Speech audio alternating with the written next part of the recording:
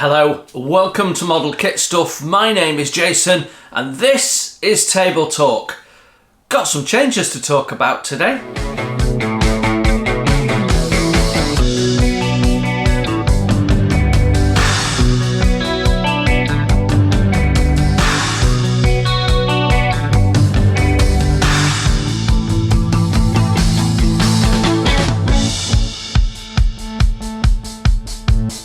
Hello, welcome everyone, especially if you're one of my over 400 new subscribers in the last month. Thank you very, very much for your subscription. It's greatly appreciated and I'm sure you're going to find something of interest on the channel regardless of what type of modelling you do.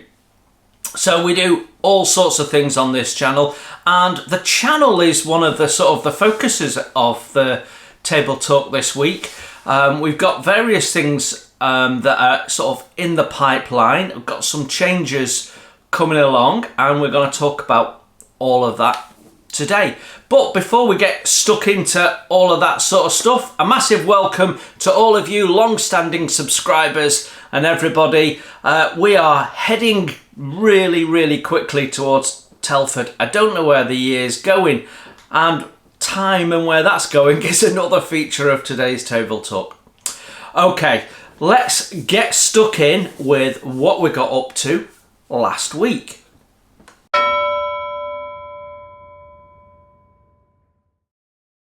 So Monday we had part 3 of our wooden model ship building for absolute beginners, and it's being a very successful series, to be honest.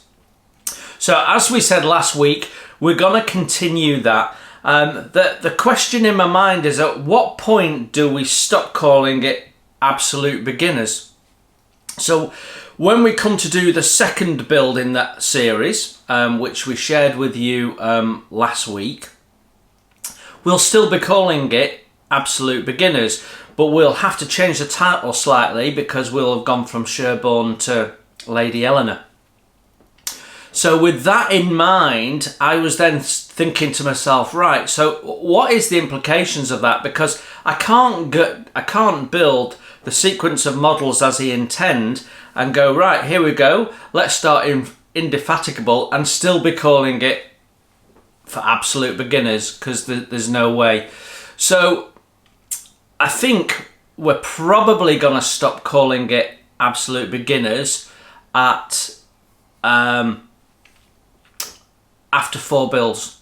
So I've got 4 builds in mind.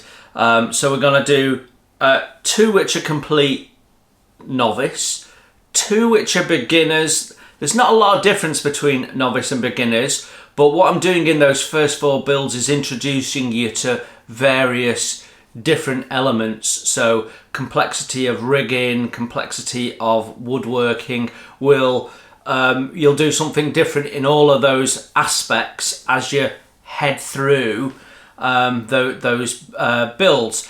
After those 4 builds, we're then sort of gone to intermediate, for want of a better term, and so you're no longer a novice after those 4 builds. You're sort of you've got past being a beginner. You can tackle it with a little bit of experience and knowledge and things that you've learned from the last 4 builds. So it feels like that's the right point to go, right, this is a such and such build, and if you've never built a model before, I suggest you go and have a look at the Absolute Beginners series and choose one of those models. So that's sort of the plan. After the first 4 builds, we'll move away from Absolute Beginners. That'll sort of end that series, and then from that point on we will do the next 2 builds in experience level and call them that. So that's sort of the plan. So the Absolute Beginners series will run for probably a couple of years, I would think, because we're gonna build 4 kits and navigate through those. And then what we might do is we might do I've got I've got an Artesina Latina Cutty Sark, which originally I got as a part work. It's no longer available as a part work, but it's basically the same kit, but they broke it up. Now, you quite often, I wouldn't say usually, but quite often with part works, to get the costs down, they make some changes. So they'll take the basic kit and they might choose the material. So a very famous one was D'Agostini changed the softwood to bamboo because it was cheaper, and people had all sorts of problems, going mouldy in the packaging and all that sort of stuff, and it was difficult because bamboo splinters and what have you, but they did it to save money. So you should avoid part works, because part works are basically a model that someone else has done that you can buy somewhere else, which is often dumbed down, and often you're paying more than the original cost. Now, that's not always the case. The D'Agostini HMS Victory, for example, has a little side cutout which was specially developed for D'Agostini, and at the time there was, I mean, it was even in the local papers in the UK about how bad the service was, because there was a delay in manufacturing, and it was like 6 or 8 months before you could finish your model. But yeah, I mean, you take your choice. A lot of people like part works because you pay an amount each month and it doesn't affect your cash flow, like having to spend £1,500 or whatever on it. But my answer to that is just save up, put the money away each month, and then go buy the kit. You know. Anyway, we've digressed quite early this week, haven't we? So yeah, we might then chuck in that D'Agostini kit at the end of that, because it's a good sized kit. The hull planking's fairly easy because of the shape of a hull, and there's quite a lot of woodworking to do. But the point I was getting to is, at the end of those 4 builds, if you've never built a wooden model kit before and you're starting with the Sherborne with me in my series, by the time you've done those 4, you'll be able to venture out into other builds and tackle them without feeling overfaced. And that's when you can go, right, that model with all the bling on is the one I want to do, and you know, you might get some challenges, but you'll be able to work through them. That's where I want to leave you. So yeah, so that is how we started the week, episode 3. The intention is that you'll see something every other week. Now, the next section that we're going to deal with is first planking.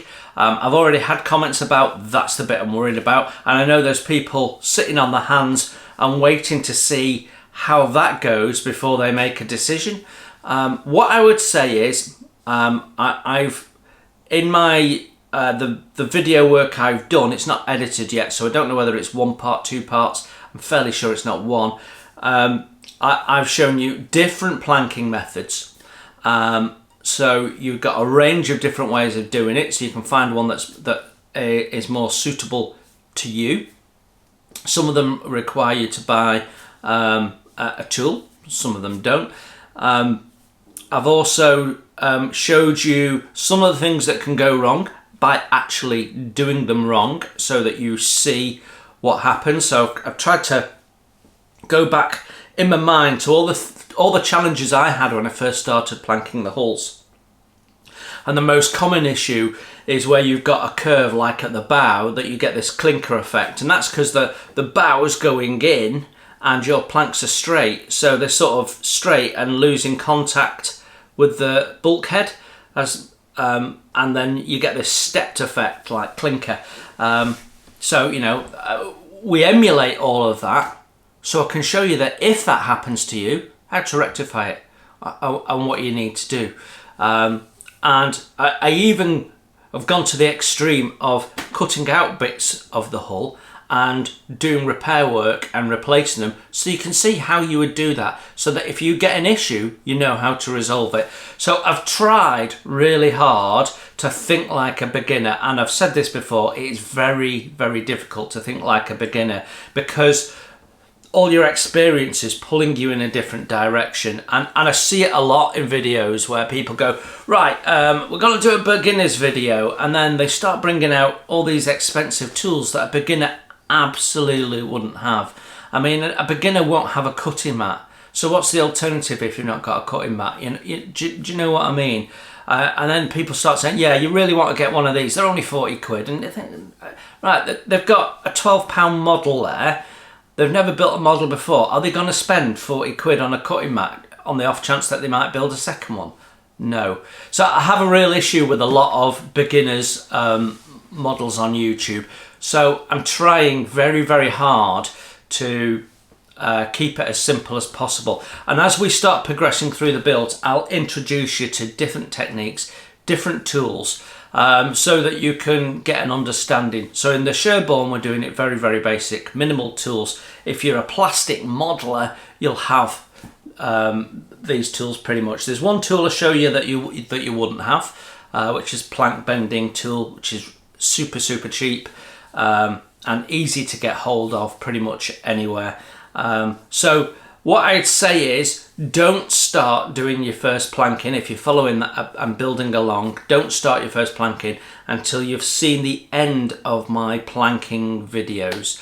So that might mean you've got a little bit of a pause. That's fine. Go and build a Spitfire or something and wait until you've got through those videos, because it's like reading ahead in the instructions. You need to understand everything you're going to do and say before you start. Okay, so that was Monday. And then that gets us to Wednesday. So then on Wednesday, of course, we had the RC 166 Honda from Tamiya, which was one of my birthday presents this year.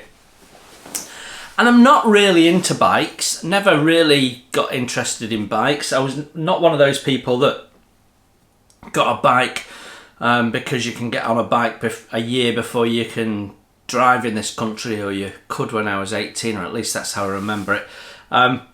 So yeah, I never really took any notice of bikes. And then my first wife, I never remarried, but I consider my long-term partner my wife, really.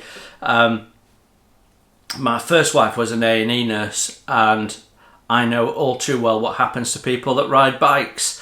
You know, there's a risk of being on the road. Roads are so much busier than they were 30 years ago when I was driving, first driving.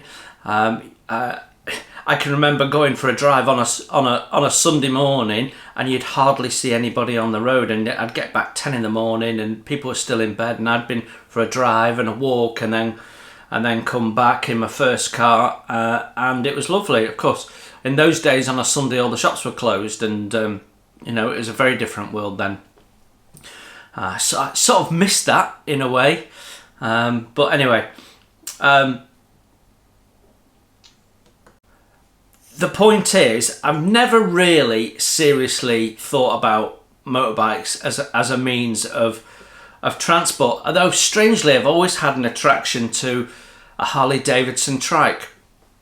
Don't know why. So if I was ever to get a bike, that would be it. So I jokingly say from time to time, you know, I'm having a midlife crisis when I turn up on a Harley trike, but it's not realistically going to happen. So the fact that I've got a model of a bike is perhaps a little bit of a surprise, and now I've got two, of course, because I've got the old Matchbox one as well, the Black Shadow or whatever it's called. So the Tamiya kit was absolutely beautiful, and you can get extras for them, and I keep looking for them on eBay, but I've managed to buy the rivet set. You can get the front fork set quite commonly, and that's because I think most people, like myself, have decided it's not necessary. So finding the chain set is on my list, but it's not the priority. I'd really like to build the metal spoked wheels. but I can't get them for love nor money. They appear to be out of production. No one's got any stock. So probably when I come round to build it, if I've not got those bits by then, we'll just build it without. And to be honest, the kit parts themselves weren't bad at all. So it was a lovely kit. So what people thought of it at this stage, I don't know, because I'm recording this Wednesday morning and the video is going out in about an hour's time. So I have no idea about that. Anyway, a lovely kit. I enjoyed reviewing it. A typical Tamiya offering, very similar to their bikes and their cars are very similar types of kit, where you've got multiple colours of plastic, and you've got quite a heavy amount of mechanical fastenings and what have you. The complexity of the design makes it a thing of beauty quite often in a Tamiya kit. So yeah, I enjoyed going through that. And then that gets us to last night, where you will have had the next instalment of the Scharnhorst. And I have to be honest, we're labouring a little bit on the superstructure at the front. That's partly because there's a lot to do, and I want to show people how I've corrected it, rather than just saying, yeah, I did this and it looks brilliant. I'd rather say, look, this is how I go about it, so that if you're tackling it, you can think for yourself, right, okay, this is how he did it, that worked. Let's do it a similar way, or I wouldn't do it that way, I'll do it a different way, whatever. So I am trying to show it yet. We will speed up when we get to some of the other elements, but I've always said this, it's a long haul build. When you're doing scratch building and making changes, it's a long haul build. And of course, it's modeller's choice how much of that you do. Some people would never do it. Some people would like to have a go. Some people do bits of it and not others. Some people will just build the kit out of the box. Others will just build it with the aftermarket and not question the accuracy. So everyone's in a different place, and that's the beauty of the hobby. So yeah, I'm having a lot of fun, but I'm still hand to mouth on Scharnhorst, and I'm almost hand to mouth on the Tempo as well. I'm planning to do the top coats of paint on the body this week, and also get I think we're at the point of getting flesh down on the figures. So everything's moving forward quite nicely. But yeah, we're a bit hand to mouth on both of those builds, and when I started doing Sherborne, I sort of lost my mojo for everything else because I was enjoying Sherborne so much, and I've had to be tough on myself, because last weekend I really wanted to get on with the second planking and talk to you all about that, but instead I finished that, the Endeavour, but we'll talk about that in a minute. So anyway, that's what we got up to last week, certainly in terms of what was on the channel. If you missed any of that, go back and take a look.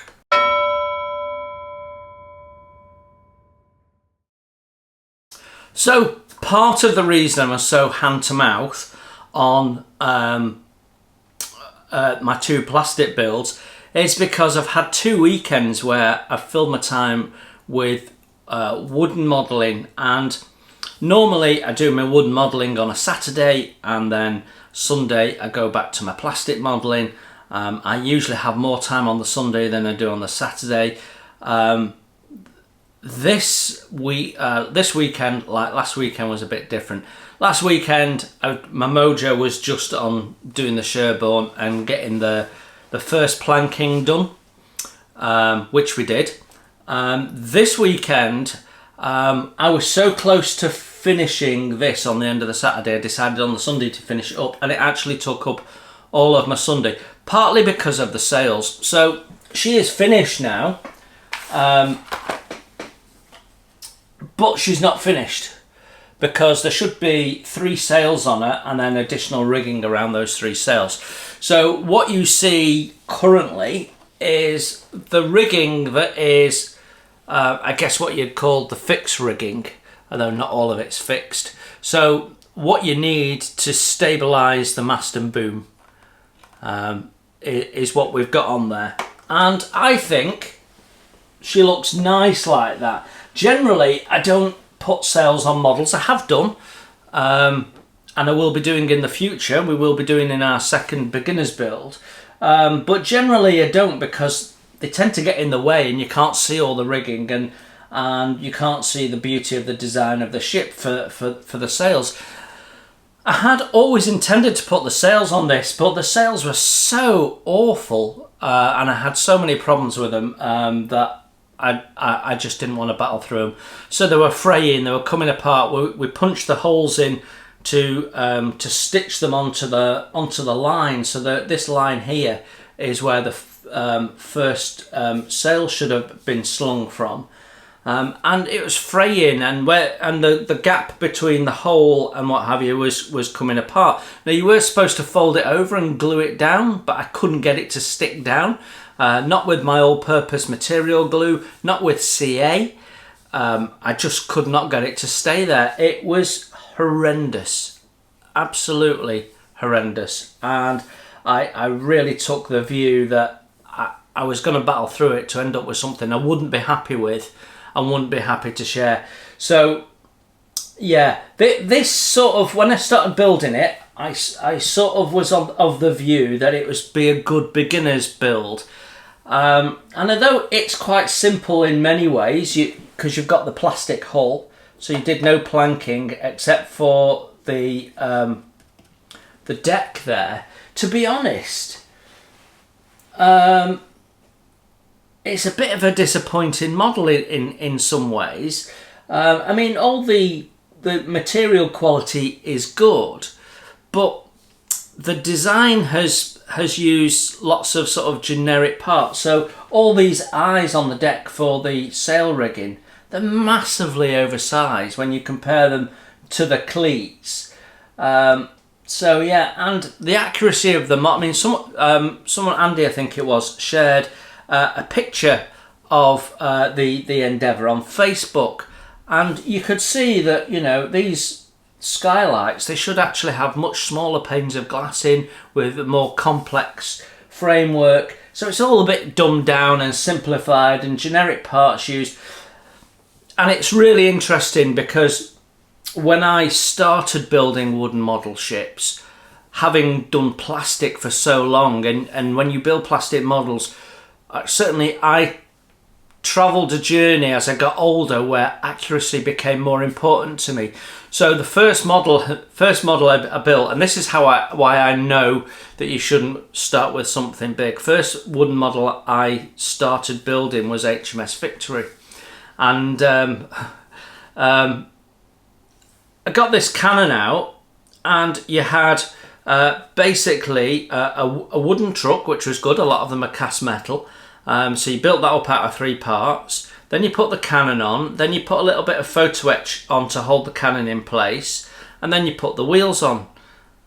And I looked at it and I thought, but there's no eyes on there for rigging it, and there should be little locks and chains and all this sort of stuff. So I super detailed it, and it looked amazing. But I soon realised I've got another 64 of these to do. And you know, there was no way, you know, I didn't have a life expectancy to get it all done if you super detailed it. So I soon realised that there is a difference between wooden modelling and plastic modelling, and that there's a payoff. But increasingly, with the advances in laser cutting and now 3D printing, wooden model ships are becoming more and more accurate, as we've seen with some of the Vanguard stuff that we've reviewed. Incredibly accurate, you know, accurate to the original design drawings and what have you. And you're using the same materials in many cases. So obviously they didn't have 3D printed stoves, but you know, we're using plastic instead of metal, and we're using wood where it was wood. So win-win. So in the case of this, it's probably not very accurate, but it looks great. You know, it's a nice display piece. This, remember, isn't a kit that I bought, this was given to me by Amati to build. I wouldn't personally have ever bought this model. These sort of things don't speak to me, and possibly for the same reason that that a lot of people haven't bought into this. So the video series does a lot less than most of my other videos, and it's because it's got no armament on. We're not interested in a yacht, basically. So it'll be interesting to see how popular my second build will be, because if it's not got guns on, people are less interested. After that build, I think all the rest will have guns on.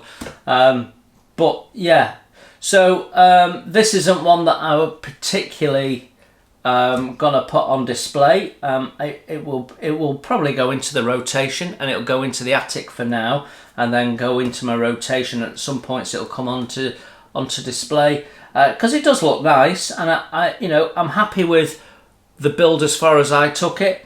Yeah, I think she looks lovely, and if you're interested in that sort of thing, she builds up quite well.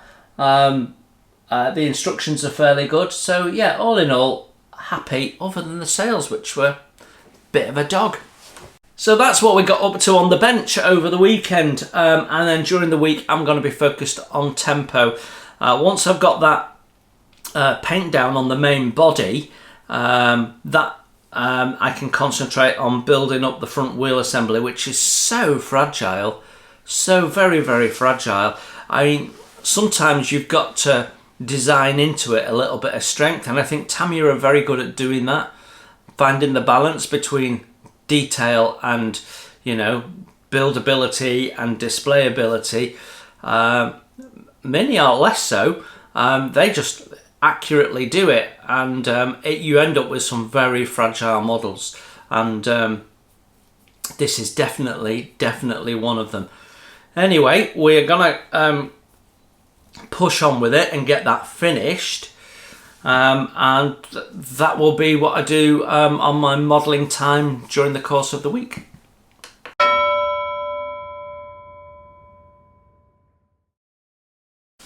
Stash ads, well, nothing new to report in the way of kits. I won't be buying any more kits, definitely, until I get to Telford. I do have some pre-orders. Whether I'll see those before I go to Telford, I don't know. I'm hopeful of at least one of them, because I have seen one or two people already do reviews of it, but mine hasn't turned up yet. So I'm not quite sure what's going on there. But there is a company in the UK that a lot of people buy from, and they are very poor at getting kits to you quickly. So yeah, I'm not using them going forward for pre-orders. So I might save myself a couple of quid going there, but it's not worth it in terms of being able to get things out quickly. However, it doesn't mean that there's not stuff on the other front. So for those of you interested in wood modelling or build dioramas, I bought these. I thought I'd give these a whirl. So it's a pinpoint syringe kit, and it's designed to work with PVA glues. So therefore it'll work with wood glues, and they actually say, well, it says water-based glues on here, but somewhere on here, or it might have been on the, oh, there you go, use with radio control modeller's glue, speed bond, alphatic resin, so that's wooden model glue, tacky glue, and decorator glue.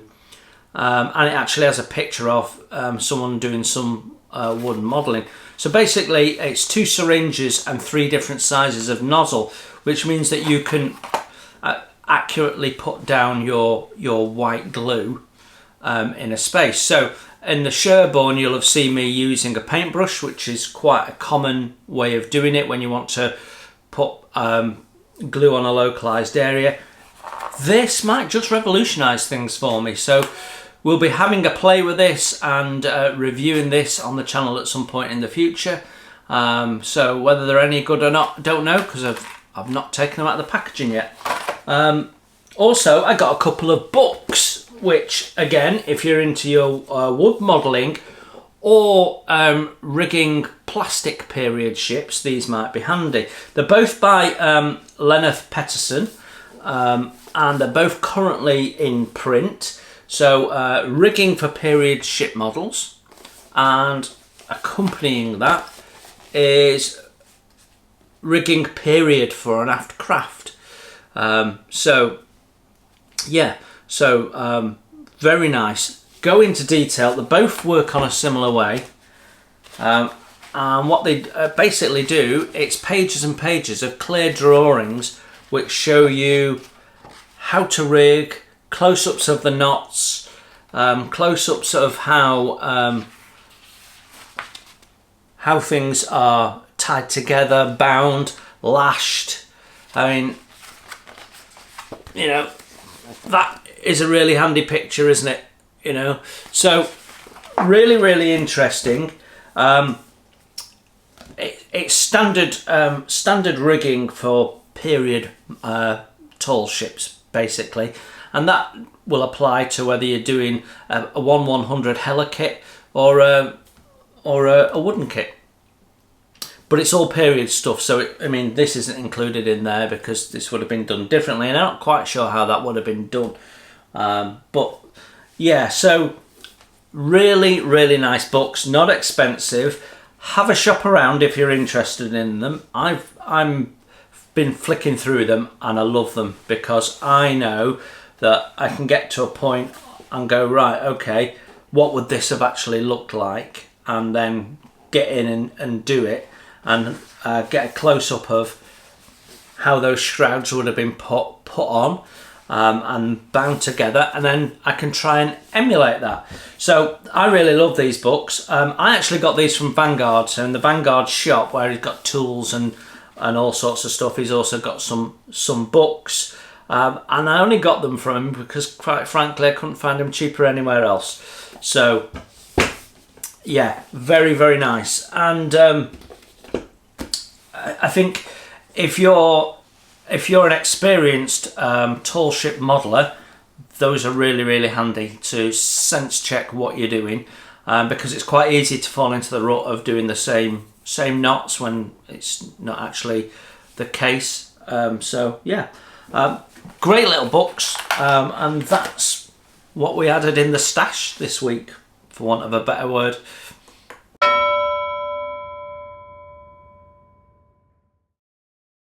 Not really much to talk about in the way of new releases this week, to be honest. I Love Kit have a new duck out, GMC duck, and it comes with a 105mm howitzer, so that's slightly novel. We were talking last Friday, two Fridays ago, about ducks, and in the chat, and you know, I quite fancy building one. I haven't built one since I was probably a teenager. I quite fancy building one, but this one's out. Italeri have one out. Yeah, there's nothing really grabbing me and saying, yeah, this is the one to have. So I don't know. It might be something to look at when I'm at Telford. Maybe that could be one of those where I can have a better look at the box and get a better understanding of it. Who knows? But yeah, so there's that, and Mini Art have a new tow truck out, and I always love the look of a tow truck, and I go, oh, I really want to build a tow truck because I've never built one, but for some reason I always end up buying something else. So like the tanker I recently bought, I very nearly got the tow truck version, but then I got the tanker, and I don't know why, but it's always happened like that.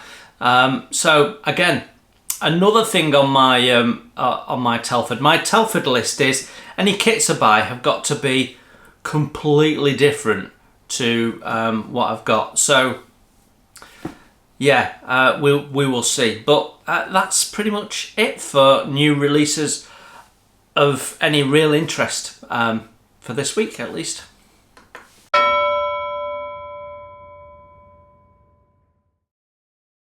Right then, what's coming up in the week ahead? Well, on Monday we have Endeavour Part 21. I reckon we'll probably end up on 23, maybe 24 episodes in total. Not quite sure really. So that's Monday. Then on Wednesday we've got an aircraft kit. It could be one of two, so it could be really, really small, or it could be really, really huge. I'm not sure which way it's going to go. My gut says huge. Don't know.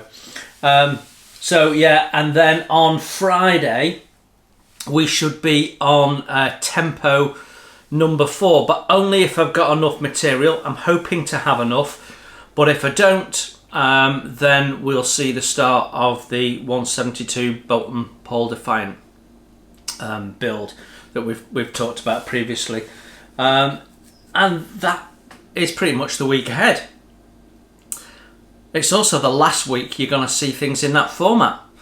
We better talk other stuff.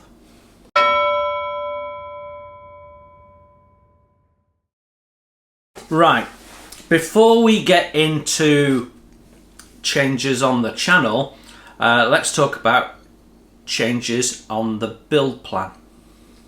So, as you all know, after the tempo, the plan is the Space 1999 Eagle 1/48 scale. However, I've not been feeling it. I think I might have mentioned this a week or two back. I just can't seem to get into the spirit of it, and get my head in the place where I want to be with it. However, something's occurred to me. Next year, it's the 50th anniversary of Space 1999. Came out in 1975. I was 5 years old. And that seems like a better place to do a Space 1999 build anyway. So I've decided I'm going to push it back into next year. We will do it early next year. So that leaves me with probably, given that we're nearly in November, probably one build to fit in between the completion of the tempo and the Eagle. So, which was sort of where I was going. I might have said last week actually that I felt like we might just put a small build in. So that's where I am. The Eagle isn't going to happen until next year, and then we can do it as a 50 years of Space 1999 celebration. And I'm already getting excited about the build again just through thinking about that, because I'm thinking every episode can start with a quote from Space 1999. So there's some iconic moments. And we could maybe do the build part of it as Series 1 quotes, and then the painting and decals part of it is Series 2 quotes, and we might, we can have a bit of fun with it.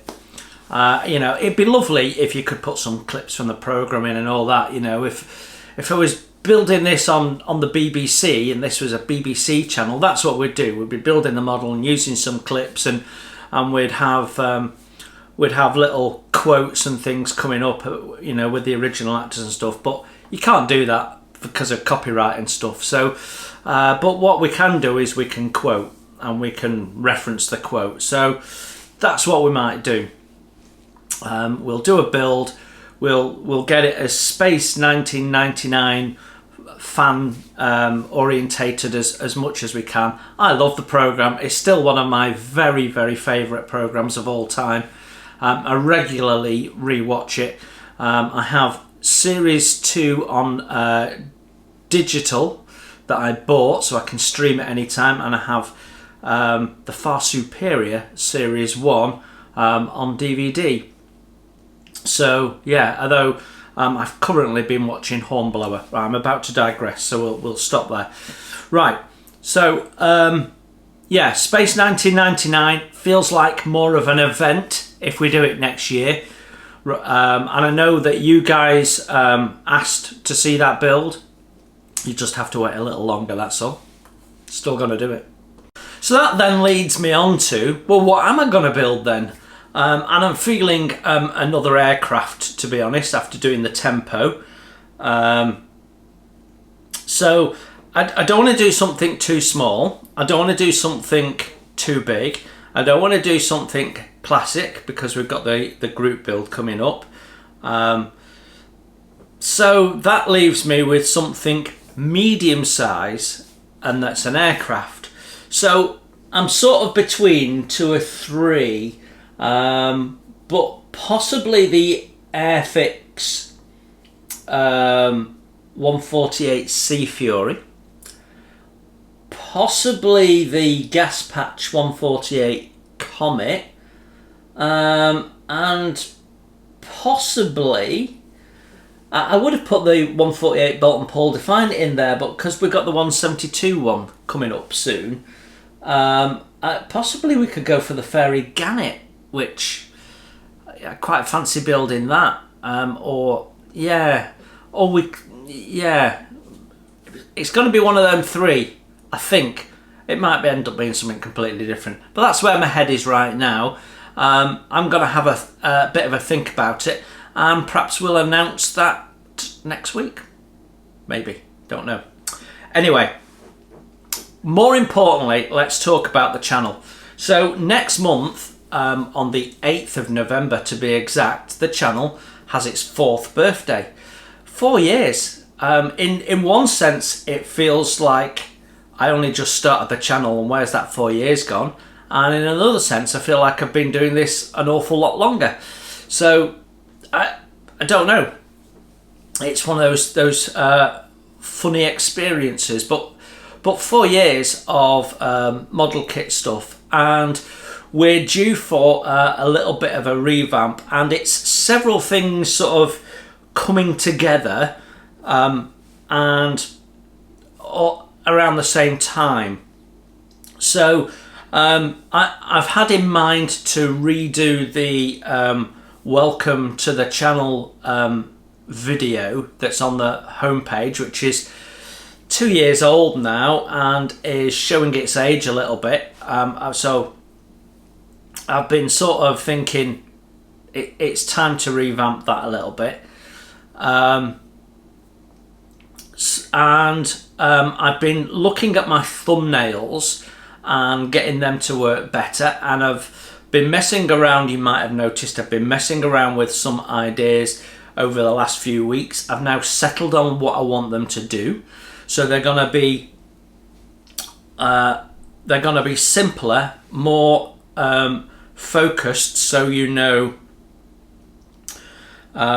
exactly what the video is about, and they're going to be themed in a way that it's instantly recognizable as, oh, that's model kit stuff. So I've been playing around with different formattings and different ideas for a little while. I took some advice. So YouTube send out these videos, YouTube creator videos to us that make videos, and one of them was focused on how to make your thumbnails work. So I watched that, and there was 1 or 2 things that that it suggested that I thought, yeah, actually I can see how that would make sense for me.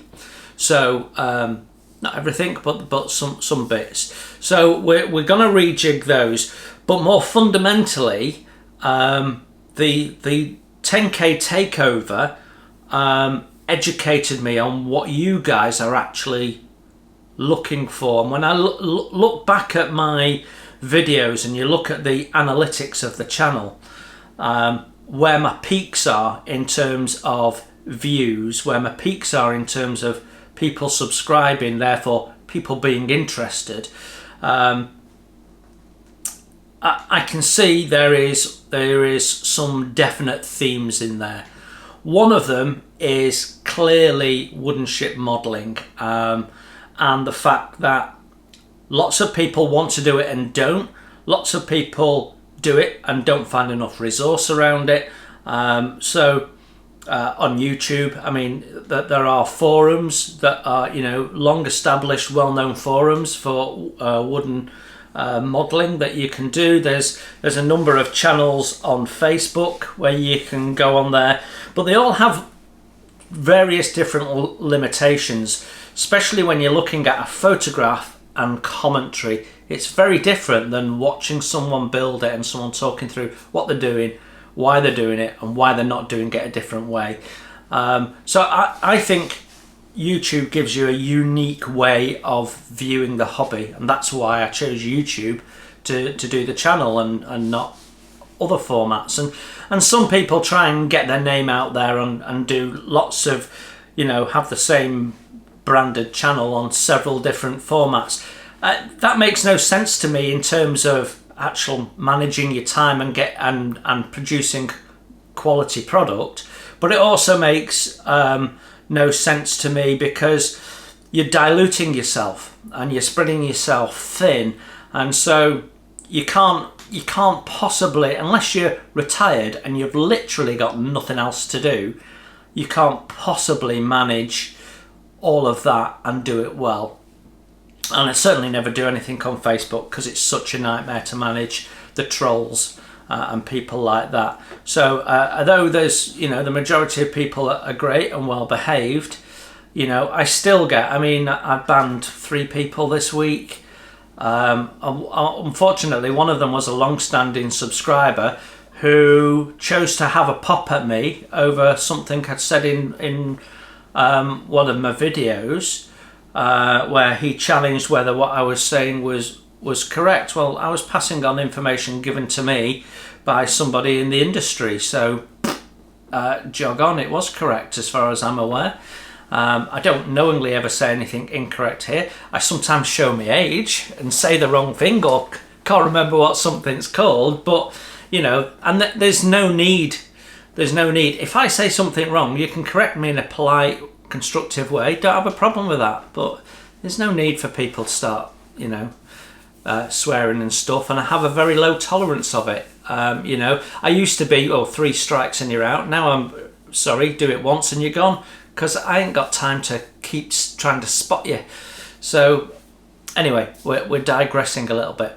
We're gonna, because of that, I can see ships are very popular on for my channel, at least. I can see wooden ships are very popular on my channel, but this is still my channel and I want to do what I do, and I love building plastic models and I love the variety and I love doing something different all the time, and that's good for my head. My head is motoring all the time on several different things at once, and modelling is my way of getting focus. It's the only time I focus on one thing at a time. That doesn't usually happen. So yeah, really looking forward to a bit of a reshape of the channel so that it suits you guys, the subscribers, a little bit more, but also gives me a structured way of working, which I need. I can't work in an unstructured way. I have tried and I have said to myself, well, I haven't got material, I'm not going to get stressed about it, but trying to do everything I want to do and make the channel work for me and you means we need to do some tweaking. So what's going to be the changes? Well, okay, we've already talked about we're going to do a new introductory video. That's minor stuff. We've already talked about redoing the thumbnails so they're clearly, obviously, model kit stuff and more specific about, you know, what's this video about. I'm not saying that I don't do my titles particularly well, but they're not necessarily always eye-catching, and I've tried to make them eye-catching. And, you know, being a modeler, I'm a creative person, so they've got splashes of colour on and all this sort of stuff. Well, it's actually distracting the eye, so they're going to be simpler and plainer, but probably work better as a result. But we're also going to change the format, the days that things go out. And the reason for that is we now have 2 wooden builds on the go, because now Endeavour's finished. the Fly will be returning. HMS Fly, every other week I'll be working on her, and then every other week I'll be doing the Complete Beginners, which means I can change how I'm doing the Fly videos. So no longer will they be a bit more beginner focused. They'll be a little bit more, this is what I've done, and then talk you through any points of interest sort of thing.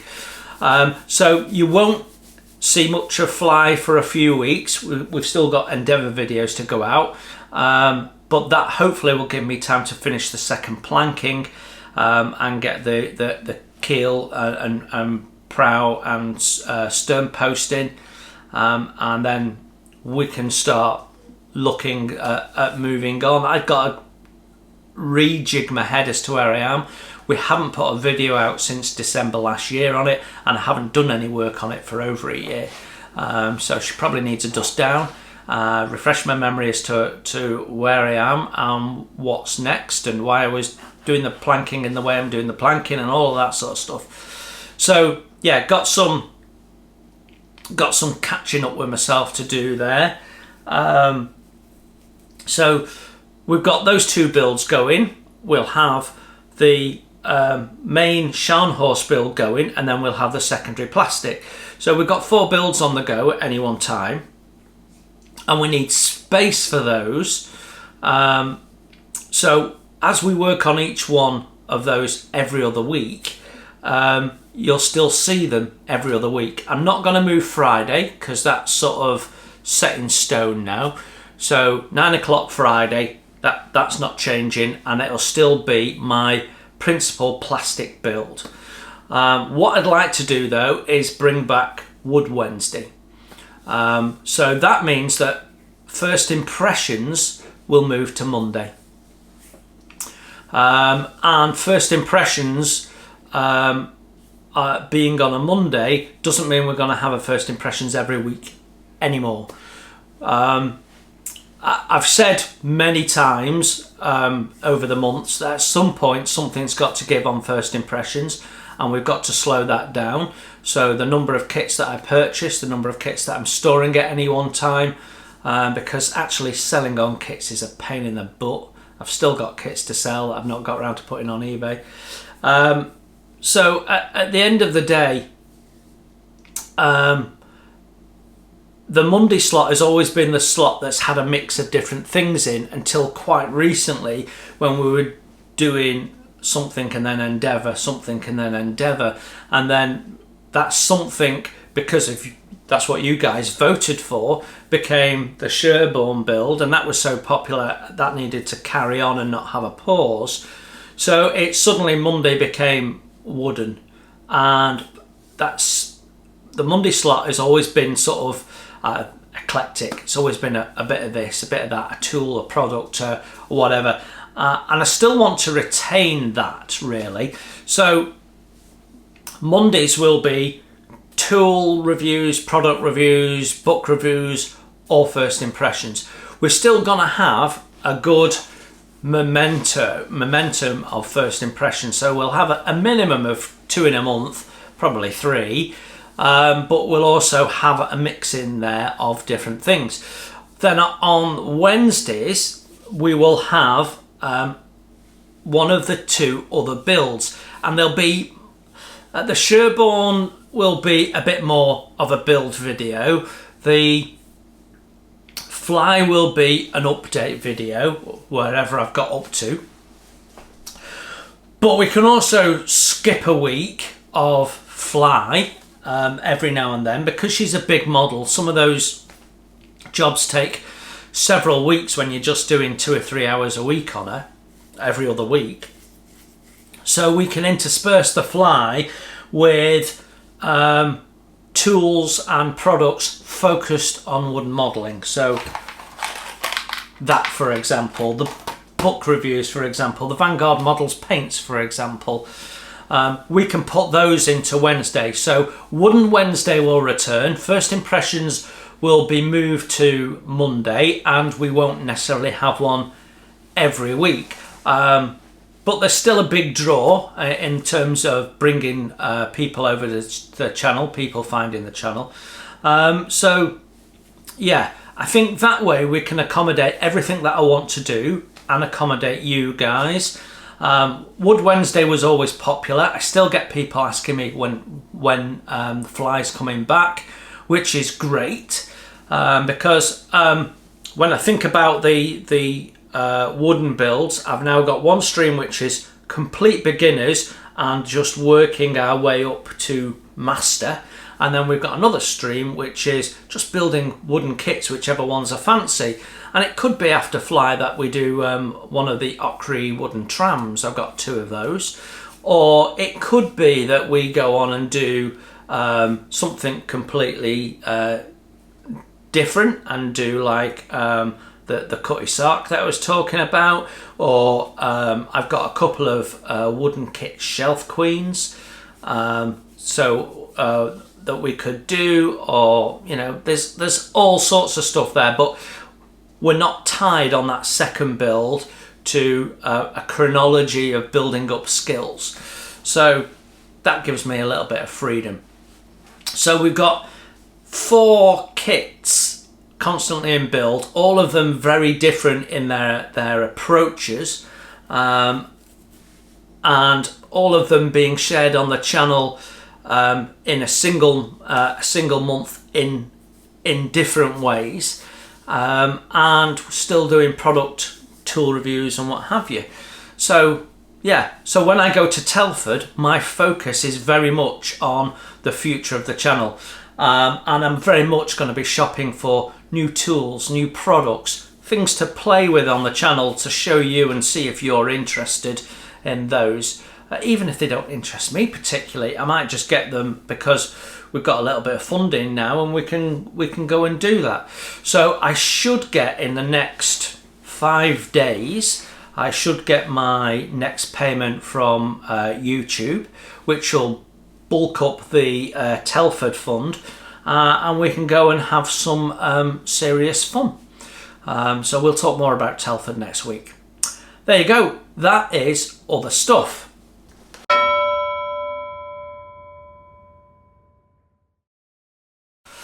Okay, just one person to mention this week, Paul of Plastic Monkey fame. If you've not checked his channel out, please do so. He's always got something different on the go. So yeah, Paul at Plastic Monkey, thank you for your continued support of the channel. It's always greatly appreciated. You know it is, mate. So yeah, I feel like that's probably it for this week. I still haven't got round to planning for Telford, so we'll talk about that next week. It's probably going to be a short one next week because I've got no new kits coming in, to my knowledge. So yeah, we might be tweaking the Table Talk format a little bit. There's 1 or 2 bits that aren't quite working for me, but it's, we do these things, see how it works, make some changes, improve it. It's a constant thing, and all part of our we're not relaunching, but just reworking the channel slightly to make it work a little bit better for me and for you. Okay, until I talk to you next time, or see you in the comments during the course of the week, have a great week. You enjoy your modelling, and I'll see you very soon. Bye for now. Thanks for watching. Please hit the like button and subscribe if you haven't done so. It's free, and that way you won't miss my first impressions, my tool reviews, my product reviews, and any of my builds, including wooden model kits as well as plastic. It's all free, and if you'd like to support the channel, you can hit my PayPal link in the text below. Every pound goes straight into the channel to keep the cameras rolling and to do more fun stuff for you to watch.